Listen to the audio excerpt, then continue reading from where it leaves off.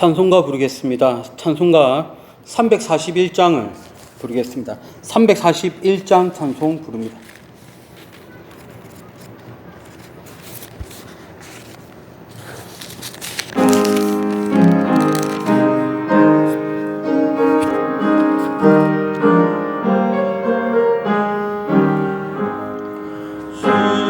십자가를 내가 지고 주를 따라갑니다.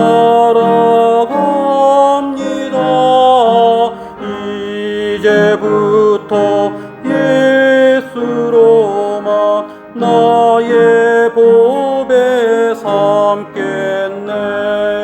세상에서 부귀 영화 모두 잃어버려도 주의 평안 내가 받고 영생 복을 받겠네.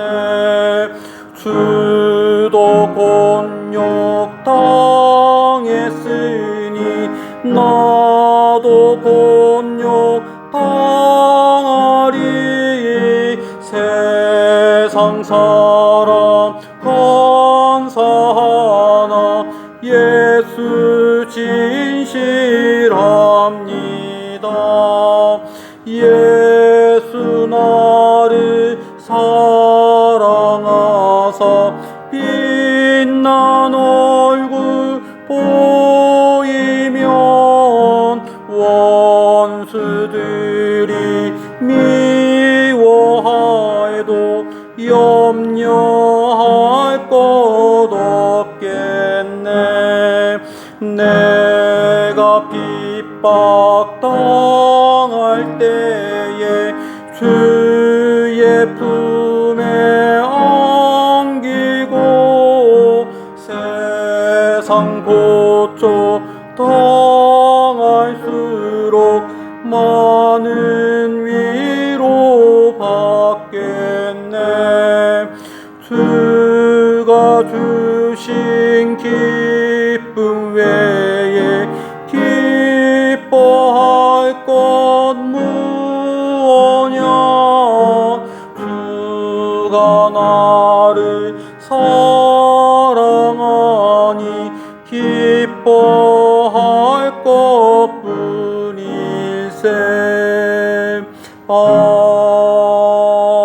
아멘. 자, 우리 함께 이 시간에 합심으로 기도를 드리겠습니다. 이 예배 중에 주께서 함께하여 주시고 특별히 말씀 중에 하나님의 뜻을 깨닫는 복된 시간 될 수 있도록 다 함께 합심으로 기도를 드리겠습니다.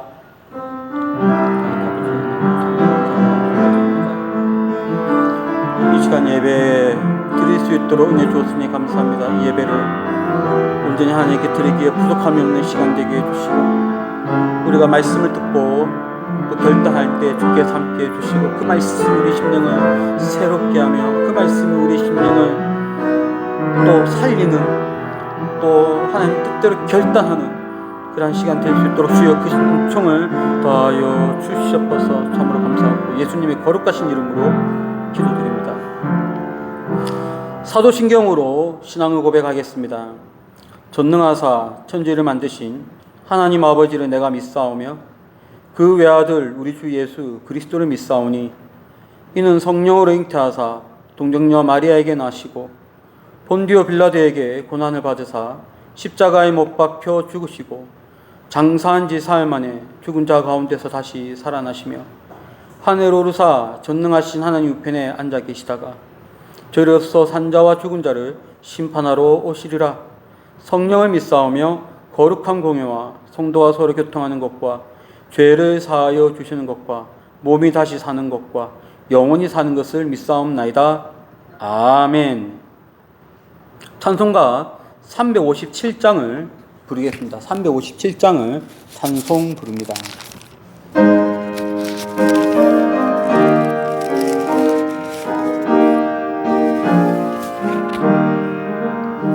주 믿는 사람이 일어나 나 힘을 업하여 이 세상 다쳐서 멸하세. 저 앞에 오는 적군을 다 싸워 이겨라. 주 예수 믿는 힘으로 온 세상 이기네. 믿음이 이기네. 믿음이 이기네. 주 예수를 믿음이 온 세상 이기네. 온 인류 마귀 괴귤로 큰 죄에 빠지니 진리로 띠를 띠고서 늘 기도드리세.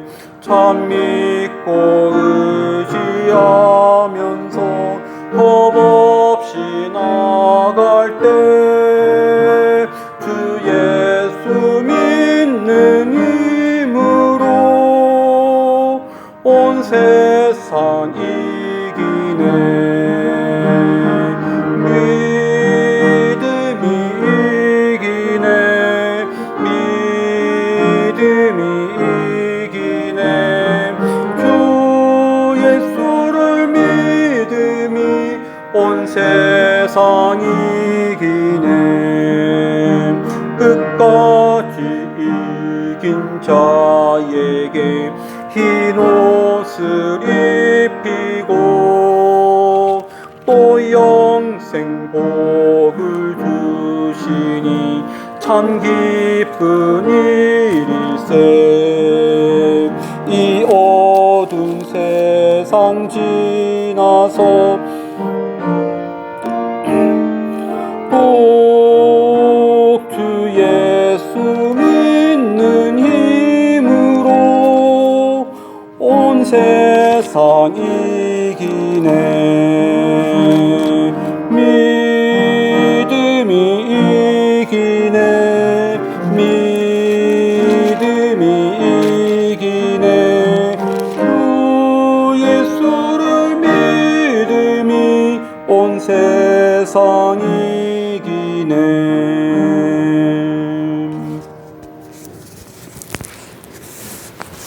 자, 우리 함께 말씀을 보겠습니다. 오늘 말씀은 이사야 말씀을 보겠습니다. 이사야 19장 말씀을 보겠습니다. 자, 우리 함께 이사야서 14장 1절부터 4절까지의 말씀이에요. 우리 이사야서 19장 1절부터 4절까지의 말씀을 다 같이 한 소리로 합독을 하겠습니다. 애굽에 관한 경고라. 보라, 여호와께서 빠른 구름을 타고 애굽에 임하시리니 애굽의 우상들이 그 앞에서 떨겠고 애굽인의 마음이 그 속에서 녹으리로다. 내가 애굽인을 격동하여 애굽인을 치리니 그들이 각기 형제를 치며 각기 이웃을 칠 것이요 성읍이 성읍을 치며 나라가 나라를 칠 것이며 애굽인의 정신이 그 속에서 쇠약할 것이요 그의 계획을 내가 깨트리리니 그들이 우상과 마술사와 신접한 자와 요술객에게 물으리로다. 내가 애굽인을 잔인한 주인의 손에 붙이리니 포악한 왕이 그들을 다스리리라. 주 만군의 여호와의 말씀이니라. 아멘. 이제 우리가 오늘 읽었던 이 말씀은 애굽에 대한 심판의 메시지입니다. 애굽에 대한 심판의 메시지인데 여기에는 각 구절마다 하나님의 성품, 하나님의 속성이 드러나고 있습니다. 그래서 우리는 애굽의 심판의 메시지를 보면서 하나님은 어떤 분인가를 오늘 읽었던 이 본문을 통해서 함께 은혜를 나누겠습니다. 먼저 우리가 이 본문에서 보는 첫 번째 하나님의 속성은 뭐냐? 세상을 다스리시는 분이시다는 것을 우리는 알 수가 있습니다. 우리 1절 말씀을 다 함께 합독을 하겠습니다. 애굽에 관한 경고라. 보라, 여호와께서 빠른 구름을 타고 애굽에 임하시리니 애굽의 우상들이 그 앞에서 떨겠고 애굽인의 마음이 그 속에서 녹으리로다. 애굽에 대한 심판이에요.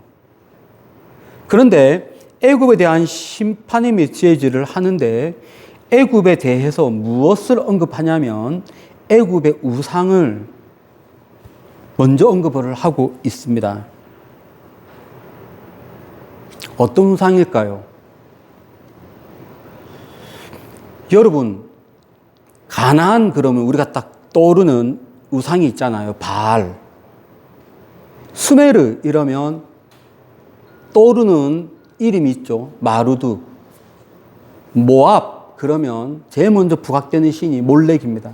그럼 이집트 이라면 제일 먼저 또 올라야 되는 신 이름이 라입니다. 태양의 신 라. 그리고 호루스. 태양의 신 호루스와 태양의 신 라와 이 호루스는 뭐냐면 이 호루스는 하늘의 신이에요. 그러니까 이 태양의 신 라나 하늘의 신 호루스가 전부 저 위에 하늘 위에 있는 신입니다. 이 두 신이 이집트의 많은 신들 중에 가장 대표적인 신인데 여기에 언급되고 있는 애굽의 우상들이 그 앞에서 떨겠다, 떨리라 라고 할 때 이때 말하고 있는 이 우상들 중에 대표적인 것이 뭐냐? 태양의 신과 하늘의 신입니다. 그러면 우리가 이걸 알아야 돼요. 가나안 땅의 바알은 뭐 타는 신이냐? 농사신, 풍요의 신. 수메르의 몰렉, 수메르의 마루드은 뭐 타는 신이냐? 왕 중의 왕, 신 중의 신, 농사신, 비를 내리는 신, 뭐 여러 가지 우리가 이야기할 수 있듯이 이집트에서 애굽에서 라는 뭐 타는 신이냐? 태양을 주관한다. 태양의 주기를 주관하는 신이 바로 라입니다. 근데 그 라가 그리고 또 하늘의 신 호루스는 처음에 등장할 때 배를 타고 등장하고요. 구름을 타고 등장합니다. 자, 이거는 이집트부터 수메르까지 공통된 모습이에요. 바알이 가나안 땅에 들어올 때 구름을 타고 온다는 기록이 있습니다. 마루둑도 그 땅에 수메르 땅에 어떻게 임재하느냐? 구름을 타고 임재한다라고 하는 그런 표현이 있어요. 이집트에도 마찬가지로 태양의 신, 하늘의 신이 무엇을 타고 그 땅에 오느냐? 구름을 타고 온다. 배를 타고 온다. 이제 이런 표현이 있는데, 자, 지금 한번 1절에 다시 한번 보시죠. 1절에 그들이 타는 구름, 그들이 타는 배, 그들이 타고 다니는 것이 빼앗겼어요. 누구한테 빼앗겼냐면 여호와에게 빼앗겼어요. 다시 한번 더 제가 1절을 읽어보겠습니다. 애굽에 관한 경고라. 보라, 여호와께서 빠른 구름을 타고 애굽에 임한다. 자, 이 말이 무슨 말이냐면 여호와가 이제 애굽의 모든 신들 위에 있다는 것을 이렇게 문학적으로 표현을 하고 있습니다. 그러니 원래 그들이 타야 되는데 빼앗겼죠. 그래서 여호와가 내리치는 거예요. 여호와가 그들을 붕괴시켰어요. 여호와가 라를 붕괴시키고 여호와가 하늘의 신을 붕괴시켜서 지금 여호와가 그들이 타야 되는 구름을 타고 빠른 속도로 임재하고 있는 거죠. 그랬더니 그들이 빼앗겼죠. 여호와가 임재하죠. 그러니까 지금 이 표현에 보면 애굽의 우상들이 그 앞에서 떤다. 그리고 여러분, 우리가 1절부터 4절까지 읽었잖아요. 1절은 여호와께서 구름을 타고 온다고 했는데 이때 이 여호와는요, 전쟁의 신이에요. 싸움을 잘하는 신이에요. 자, 우리 1절부터 4절까지 읽었는데 4절의 마지막은요, 이렇게 마칩니다. 주만군의 여호와의 말씀이니라. 이때 만군이 만만의 군사를 말하거든요. 군사의 신, 군대의 신 여호와께서 말씀하시니라. 여호와가 너무 강성하시고 너무 힘이 세고 모든 군대를 거느리면서 라를 제압했어요. 태양신을 제압했고요. 하늘의 신을 제압했습니다. 이걸 통해서 하나님은 어떤 분인가를 우리가 알 수 있습니다. 하나님은 세상을 주관하십니다.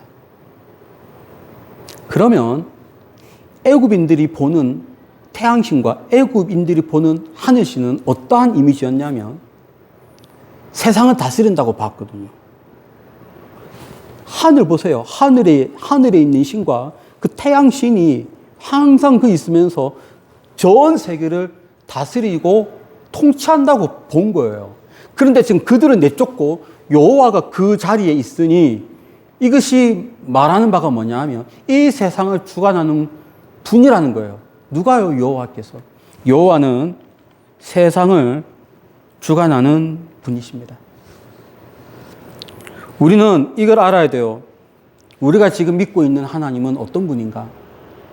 사랑이 많으신 하나님이시고 은혜가 정말 넓으신 많으신 하나님이신데 또 한편으로 우리 하나님은 온 세계를 주관하는 하나님이십니다.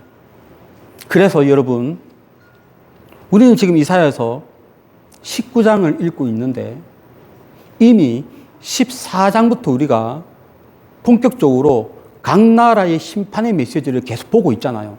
바벨론에 대한 메시지, 아수르에 대한 메시지, 블레셋에 대한 메시지, 구스에 대한 메시지, 북이스라엘에 대한 메시지, 아람에 대한 메시지, 계속 우리가 지금 각 나라의 심판의 메시지를 보고 있는데 이것 자체가 무엇을 말하는 거냐면 온 세계를 지배하신다. 온 세계를 다스리신다. 근데 그 하나님이 오늘날은 그렇지 않느냐? 결코 그렇지 않습니다.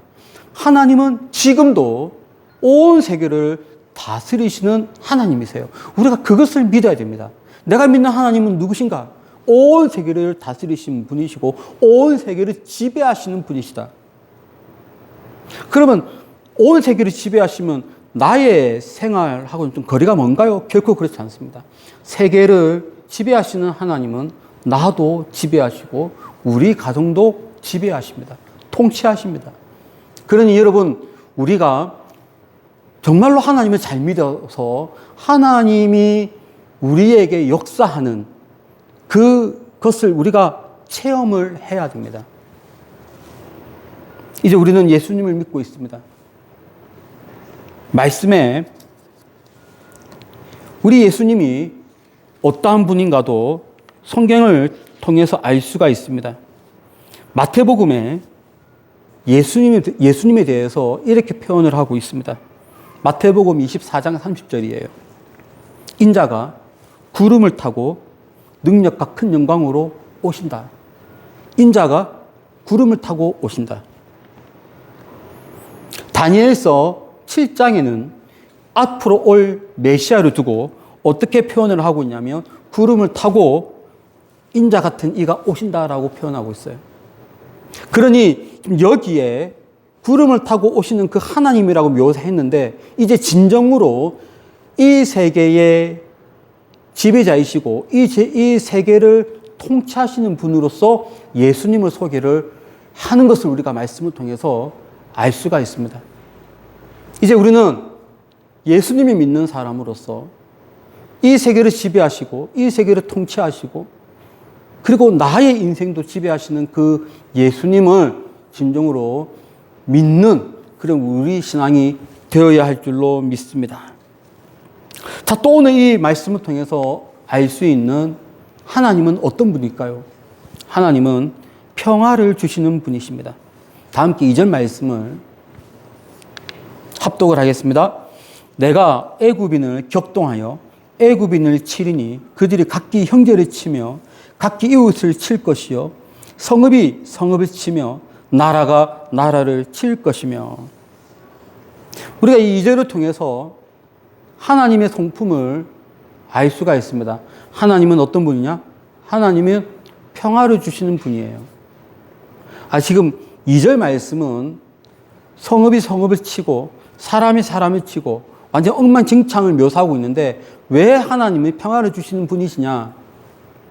이 2절은 이집트에 마아트라고 하는 신을 내리 깔고 있는 묘사예요. 마아트는 어떤 신이냐?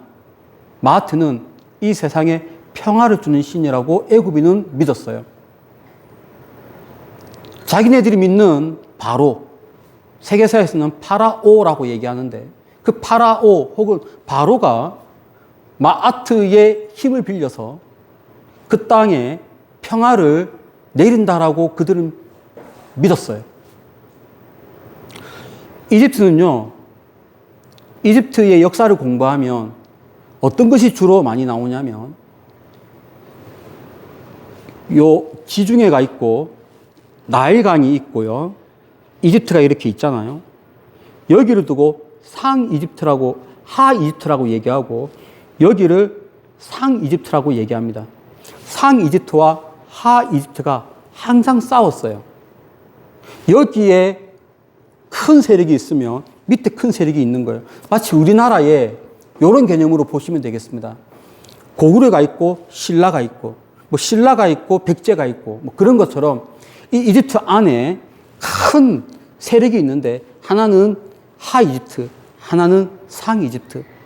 그래서 어떤 왕조든지 바로가 되면은 임무가 주어졌는데 여기를 통일해서 상 이집트, 하 이집트를 통일해서 평화를 구축한다라고 하는 임무가 있는 거예요. 그때 이 평화를 주는 신이 누구냐? 마아트라고 하는 신이에요. 그들은 살면서 마아트가 우리 땅에 평화를 줄 것을 굳게 믿고 있습니다. 근데 지금 2절은 하나님이 그 마아트의 힘과 마아트의 능력을 완전히 땅에 떨어뜨리는 묘사입니다. 너희들이 그렇게 믿고 있던 마아트는 이 땅에 없다.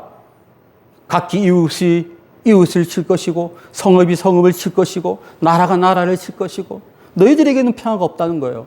이걸 통해서 말씀하시고자 하는 것이 뭐냐면 정말로 이 땅에 평화를 주시는 분은 누구냐? 하나님이라는 거예요. 하나님이 이 땅에 평화를 내리시는 분이시지 너희들이 믿고 너희들이 지금 붙잡고 있는 그 평화는 결코 오래 갈 수도 없고 본질적인 것이 아니라는 것을 오늘 이 말씀에서 알려주고 있습니다.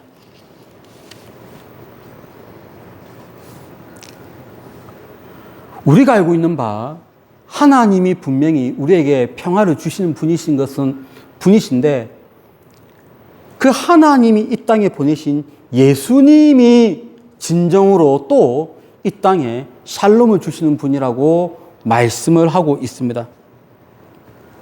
요한복음 14장 27절에 보면 내가 너희에게 샬롬을 준다. 내가 너희에게 평안을 주노니 이 평안은 세상이 주는 것과 같지 아니하다. 에베소서 2장 말씀에서는 그는 우리의 샬롬이시다. 그는 우리의 화평이시다. 둘로 하나를 만드사 이렇게 말씀을 하고 있어요. 그래서 우리가 이 말씀을 통해서 하나님은 어떤 분인가? 하나님은 평화를 주시는 분이시다. 이 세상의 방법으로 평화를 쟁취하는 것은 본질적인 것이 되지 못한다는 것을 우리가 알 수가 있습니다. 그리고 또 우리가 여기서 알 수 있는 것은 하나님은 이렇게 평화를 주시는 분이신데 이 땅에 진정한 평화를 내리기 위해서 그의 아들 예수님을 보내어 이 땅에 우리 모두에게 평화를 주시기를 원하고 있습니다. 이제 우리가 예수님을 믿습니다. 예수님을 믿는데 내가 왜 예수를 믿는가? 제일 중요한 것은 영혼 구원입니다. 이것은 아무리 강조해도 지나침이 없습니다. 우리가 예수님을 믿는 목적은요, 나의 영혼 구원이에요. 그런데 오늘 이 말씀을 보면 내가 이 땅에 구원받은 영혼으로 살아가는데 땅을 살아가는 데 있어서 우리를 다스리시고 우리의 생활을 주관하는 분이 누구시냐? 바로 하나님이시고 하나님이 보내신 그의 아들 예수님이란 것을 또 우리가 동시에 이 말씀을 통해서 깨달을 수가 있습니다. 우리가 예수를 믿어야 돼요. 너무 잘 믿어야 돼요. 왜냐하면 그 예수님이 우리의 생활을 주관하시기 때문에. 여러분, 3절 보시면요, 우리를 지배하시는 그 예수님이 좀 더 우리의 삶 깊이 들어온다는 것을 알 수가 있습니다. 우리 한번 3절 말씀을 합독하겠습니다. 어떻게 깊이 관여하는지 합독합니다. 애굽인의 정신이 그 속에서 쇠약할 것이요, 그의 계획을 내가 깨트리리니 그들이 우상과 마술사와 신접한 자 요술객에게 무리르로다. 애굽인들은 태양의 신, 하늘의 신이 우리를 지배하고 평화의 신이 우리를 지배하기 때문에 그들의 대리격인 무당들에게 자기의 인생을 물었어요. 이집트는 이런 마술객, 무당이 되게 뛰어났습니다. 가서 나의 인생을 물었어요. 나의 미래를 물었어요. 그러면 그 무당들이 그 답변해줘요. 그에 따라서 살았답니다. 그런데 지금 오늘 이 말씀을 보세요. 하늘의 신, 태양의 신을 무력화시키고, 그 다음, 그들이 생각하는 평화의 신, 마하트를 무력화되니 그 앞에서 행동대원으로 일하고 있는 모든 무당들, 모든 요술객들, 신접한 자들이 다 무너지는 것을 볼 수가 있습니다. 그러면 이 말씀을 통해서 우리가 어떻게, 누가 진정으로 우리의 삶에 개입하시느냐? 바로 예수님이세요. 예수님께서 우리의 인생에 개입해서 우리의 하고자 하는 모든 것들에 대한 지혜를 주십니다. 여기에서는 신접한 자, 요술객이 그들의 지혜의 근원이 되지만 우리가 믿는 것은 하나님이 그의 아들을 보내셨고 그 예수님에게서 지혜가 있으시며 또 지식이 있으시며 이 세상 모든 것을 헤쳐나갈 수 있는 길이 바로 그분에게 있다는 것을 우리는 믿어야 할 줄로 믿습니다. 오늘 이 말씀은 이집트를 통해서, 애굽을 통해서 하나님의 속성을 우리에게 보여주고 있는데, 더 나아가서 하나님이 이 땅에 보내신 메시아, 예수님이 또 어떠한 분인가를 우리는 이 말씀을 통해서 알 수가 있습니다. 예수님을 정말 잘 믿고요, 그 예수님이 우리의 인생에 개입하시고 그 예수님에게 정말 구체적으로 나의 인생을 드리고 내가 앞으로 살아갈 방향을 예수님께 내려놓고 그 지혜를 구한다면 여러분의 원래의 예수 믿는 목적은 영혼 구원인데, 그거 외에 이 땅에서 사는 모든 생활도 행복과 기쁨으로, 그리고 어떠한 어려움도 헤쳐나가는 그러한 생활을 할 줄로 믿습니다. 예수님 잘 믿고 예수 안에서 여러분의 길 가는 그곳에 해답을 찾는 복된 여러분의 삶이 되시기를 예수 이름으로 축원합니다. 기도하겠습니다. 은혜와 사랑이 풍성하신 하나님 아버지, 감사합니다. 우리의 인생이 때로는 막힐 때가 있습니다. 그러나 그럴 때마다 우리의 삶의 통치자이시고 우리에게 지혜를 주시는 예수님 붙들고 나아가는 그런 우리의 신앙이 되게 하여 주옵소서. 감사하며 예수님의 거룩하신 이름으로 기도드립니다. 아멘. 우리 함께 찬송가 365장을 부르겠습니다.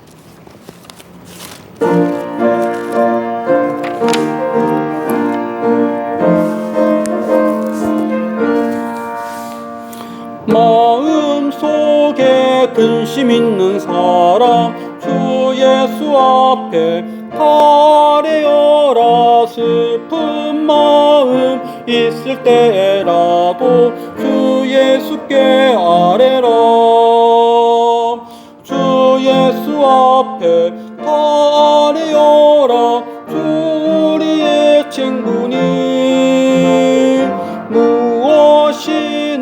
근심하지 말고 주 예수께 아뢰라. 눈물 나며 깊은 한숨 쉴 때 주 예수 앞에 다 아뢰어라. 은밀한 죄 내게 있더라도 주 예수께 아뢰라. 주 예수 앞에 다 아뢰어라. 주 우리의 친구니 무엇이나 근심하지 말고 주 예수께 아뢰라.